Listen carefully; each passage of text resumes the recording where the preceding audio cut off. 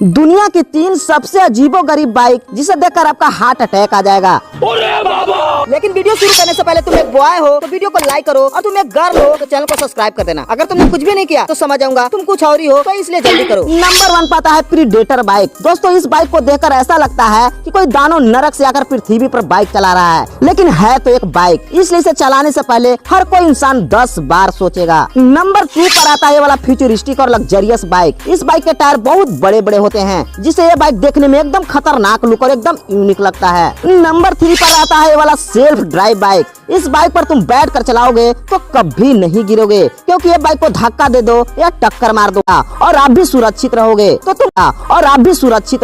तुम कौन सी बाइक चलाना पसंद करोगे? कमेंट में